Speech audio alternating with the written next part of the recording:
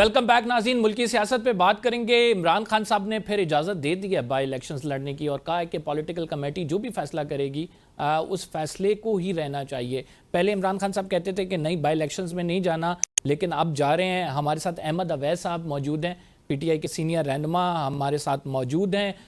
खेलदास कोहिस्तानी साहब, मुस्लिम लीग नून के सीनियर रहनुमा, आप दोनों मौजूद मेहमान ग्रामी का शुक्रिया। स्टार्टिंग फ्रॉम यू अहमद साहब, अचानक से पॉलिटिकल कमेटी ने आपकी ये डिसीजन ले लिया कि हम जाएंगे और हम इलेक्शंस लड़ेंगे। इमरान खान साहब को भी फिर उसकी सपोर्ट हासिल है, तो ये क्यों हुआ कि इमरान खान साहब पहले कहते हैं कि हमने नहीं जाना और फिर आप कहते हैं कि ठीक है पॉलिटिकल कमेटी जो कह रही है हम वो करेंगे? तो ऐसा क्यों है, इतना तजब्जुब आप लोगों की पॉलिसी में? तजज्जुब तो नहीं है, ये तो एक काउंटर सेंस है, प्रिवेल की है कि उन्होंने सोचा इस बात के ऊपर कि हम जो भी डेमोक्रेटिक प्रोसेस की अपॉर्चुनिटी है उसको लूज ना करें, ताकि अथॉरिटेटिवली कौम के सामने ये बात आए कि रिगिंग करके ये 8 फरवरी का इलेक्शन जीतते थे, जबरदस्ती मतलब हारे हुए इलेक्शन के ऊपर इन्होंने हुकूमत बनाई थी, और अब भी ये उसी तरह से रिगिंग के प्रोसेस को कैरी आउट कर रहे हैं।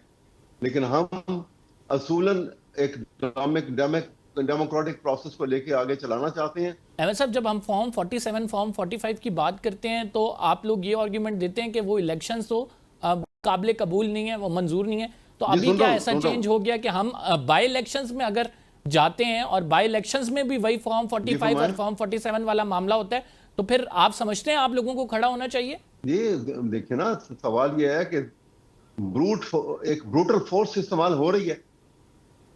फरवरी 8 के जो इलेक्शन थे 2023-24 के, उसमें भी यही हुआ और अभी भी यही सिलसिला जो है आगे लेके जो चल रहे हैं, यही तरीकेकार इस वक्त भी होगा, क्योंकि एस्टेब्लिशमेंट और ये हुकूमत जो है वो इस वक्त यकजान दो कालम है।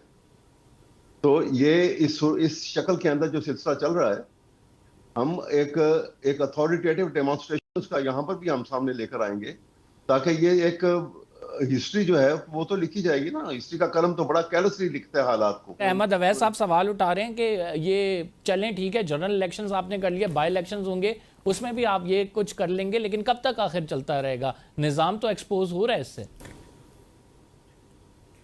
देखें, पौने 4 साल इन्होंने हुकूमत की पाकिस्तान में। ये हमें बता दें कि इमरान खान साहब ने तरक्की की एक ईंट लगाई हो, कोई एक तारीखी मंसूबा बनाया हो पूरे पंजाब में, पूरे सिंध में, बलूचिस्तान में, इवन KPK में? क्या इन्होंने किया? 11 साल की 12 साल की इनकी कारकर्दगी का जनाजा जिस तरह ये क्लाउड बस्ट सिर्फ कुदरती आफत नहीं हुई है, ये क्लाउड बस्ट इनकी बैड गवर्नेंस का भी है जो KPK में आपको नज़र आ रहा है। पौने 4 साल इन लोगों ने हुकूमत पे चलाई, पाकिस्तान को दिवालिया होने पे करीब आके पहुंचाया। हमने मजबूरन सियासत के बजाय नारा लगाया। ये कहते हैं इन्होंने क्या किया? आज पाकिस्तान की स्टॉक एक्सचेंज 1.5 लाख के क्रॉस कर चुकी है। आज पाकिस्तान की मईशत, मैं नहीं कह रहा, हुकूमत नहीं कह रही, दुनिया के बात की क्लाउड बर्स्ट तो फिर चकवाल में भी हुआ था, पंजाब में भी हुआ था, मुस्लिम लीग नून की हुकूमत है वहां पे, उसे कैसे जस्टिफाई करेंगे? कराची भी डूबा हुआ है, सिंध में हुकूमत है पीपल्स पार्टी की, उसे कैसे जस्टिफाई करेंगे? मैं ये कह रहा हूँ क्लाउड बस एक तो कुदरती आफत हुई जिससे नुकसान हुआ, दूसरा ये भी हुआ बस कि जो इनकी कारकर्दगी है, जो ट्रेन मंसूबे के करप्शन में, जिस तरह दरख्त आपने पानी में बहते हुए चोरी करते हुए इनके देखे, किस तरह दरख्तों को काटा गया, किस तरह पहाड़ों को काटा गया, किस तरह रास्ते रोके गए हैं। तो पंजाब में अगर बारिश होती तो एक दिन में पानी निकल जाता है, एक दिन पानी निकल जाता है। तो पंजाब से मुआवजा ना करें नालायकों का। मैं आपके आ रहा हूं पाकिस्तान की जो ये कहते हैं इन्होंने क्या किया। परवेज खट्टक साहब आपने ले लिए, फिर उनको साथ वजीर आजम ने ओहदा भी दे दिया। जो नालायक थे जिन्होंने KP में बैड गवर्नेंस की थी, अब वो आपकी झोली में डाल दिए गए हैं। पहली बात है, कैप्टन नालायक हो ना तो फिर टीम भी नालायक होती है। इनका कैप्टन नालायक था तो नालायक कैप्टन के अंडर में वो खिलाड़ी था। आज उसी कैप्टन अहल है शहबाज शरीफ साहब और वही खट्टक साहब काम कर रहे हैं, तो बात कैप्टन की होती है। अब मैं बताऊं, पाकिस्तान इन्होंने ये तो हरदम चाहते हैं कि पाकिस्तान डिफ़ॉल्ट हो जाए, पाकिस्तान कभी खुदा न खास्ता कोई दिवालिया करके जाए। ये IMF को खत लिखते हैं, या तो IMF को भारत खत लिखता है, या ये कहते हैं तो ये तो इनके पास तरक्की का, खुशहाली का, अवाम का, मुल्क के लिए एजेंडा क्या है, ये हमसे बात करते हैं। हमारे पास एजेंडा है, हमने डिलीवर किया है। हमने पहले भी 2017 में पाकिस्तान एशियन टाइगर बनने जा रहा था, आज फिर उस नेज पे हम पाकिस्तान को लाए हैं और इंशाल्लाह पाकिस्तान और तरक्की करेगा। ये लोग रुकावट डालते हैं अगर पाकिस्तान एशियन टाइगर बन रहा है तो। जी जैदी साहब एक मिनट देखें, ये लोग इस हद तक गए, लोग 20-20, 30-30 साल जेलों में रहे। ये लाडला अभी 2 साल रहा है। इन्होंने 9 मई किया, इन्होंने पाकिस्तान के अफवाज के खिलाफ जो कैंपेन प्रोपेगेंडा शुरू किया हुआ है दुनिया भर में, जिसको दुनिया इज्जत दे रही है, field marshal general Asim Munir, chief of army staff को सुपर पावर बुला के उसको इज्जत दे रहा है। ये उनके खिलाफ जुलूस निकालते हैं बाहर बैठ के। ये ओवरसीज को इस्तेमाल करने की कोशिश की, ओवरसीज ने इनको रद्द कर दिया, पाकिस्तान की अवाम ने रद्द कर दिया और बाई इलेक्शन हमने इनको हराया है। अभी 3 महीने की बात है, हमने पंजाब में इनको हराया है। अगर ये इलेक्शन लड़ेंगे तो ठीक है। कोई सानी साहब आपका पॉइंट आ गया। ओवरसीज वाली बात पे मैं अहमद अवैस साहब से मैं आपसे बात इन्होंने ओवरसीज को अपील की कि आप पैसा जायज तरीके से ना भेजें, और उन्होंने पाकिस्तान से वफादारी और उनके जो मोहब्बत है, आपने देखा किस तरह लिमिटेड आया। पूरी दुनिया मुतरफ हो रही है फील्ड मार्शल साहब की जो डिप्लोमेसी है, आर्टिकल लिखे जा रहे हैं इस हवाले से। आप लोग क्या राह में रुकावट बन रहे हैं तरक्की के सफर में? क्योंकि ना सिर्फ हुकूमत बल्कि दूसरी जानिब से भी ये कहा जा रहा है कि आप इस मुल्क को, इस निज़ाम को चलने दें।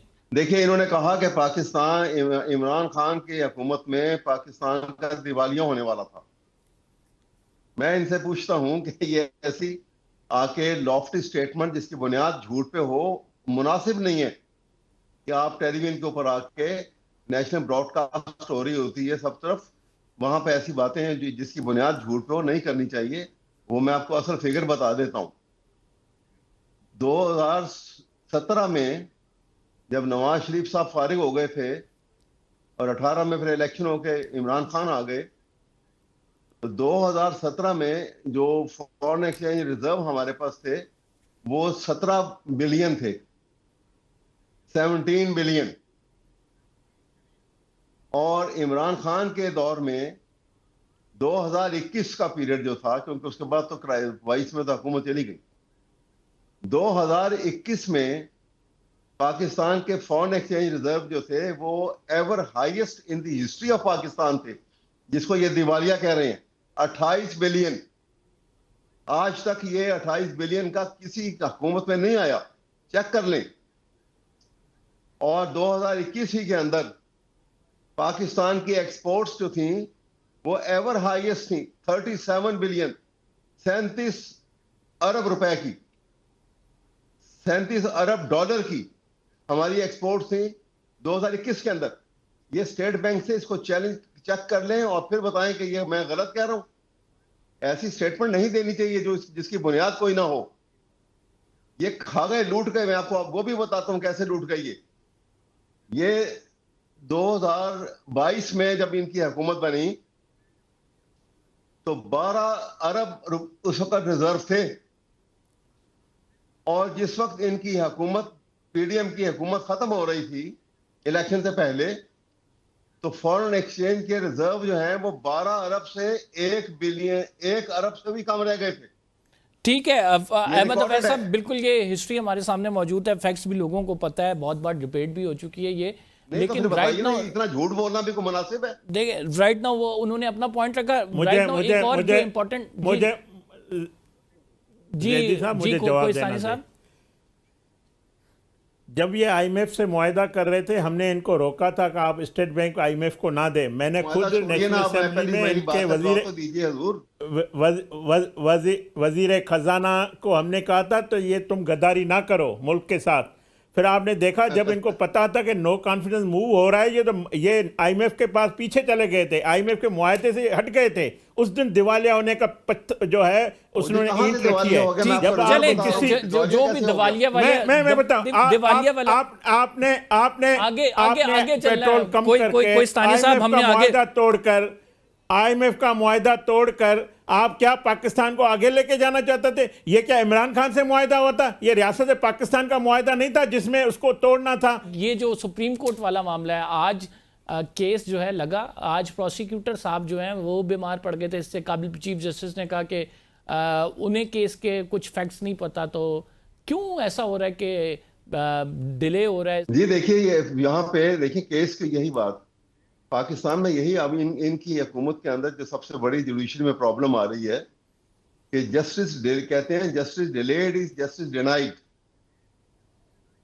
जहां पे फैसले जल्दी लेने होते हैं वहां से एक हुक्मनामा आता है और 10 दिन के अंदर जज जो है वो रात के 12 बजे 1 बजे 2 बजे तक बैठता है जेल के अंदर और फैसला सादर कर देता है, जैसा कि 8 फरवरी से 10 दिन पहले हुआ था। जेल में 3 केसेस के अंदर यक के बाद दीगरे इमरान खान को सजा सुना दी गई 3 केसेस, और उसके पीछे जो पॉलिसी थी वो ये थी कि इमरान खान को सजा हो जाएगी तो फिर कौम जो है बददिल हो जाएगी और इमरान को वोट नहीं मिलेगा। लेकिन उसके बावजूद लोगों ने ढूंढ ढूंढ के वोट इमरान के कैंडिडेट को दिए, जबकि पार्टी खत्म कर दी, सिंबल ले लिया, कंपेन करने नहीं दी, उल्टा हो गया सारा काम। खेलता साहब, मुझे ये बताइएगा कि आप लोग इस्तेकाम पाकिस्तान की बात करते हैं, इस्तेकाम मईशत की बात करते हैं, मुज़ाकरात की बात करते हैं, खुद क्यों नहीं पहला कदम उठाते? वो कहते हैं कि आप हमारी मुलाकात करें हमारे लीडर से, वो आप लोग नहीं करा सकते। देखें, वज़ीर आज़म शहबाज शरीफ साहब चल के गए बैरिस्टर गौहर के पास, मैं वहाँ मौजूद था असेंबली के अंदर, उन्होंने कोई मैसेज नहीं करवाया, खुद चल के गए, उससे कहा कि आएँ, स्पीकर का कमरा मौजूद है, हम बैठ के ये सब बातचीत करते हैं। उसके बाद 14 अगस्त को वज़ीर आज़म साहब ने अच्छा जेस्चर दिया, उनको दावत दी है और बातचीत हमारी इनसे गाए बगाए डे टू डे पार्लियामेंट के अंदर होती रहती है और हम आगे भी बढ़ाएंगे।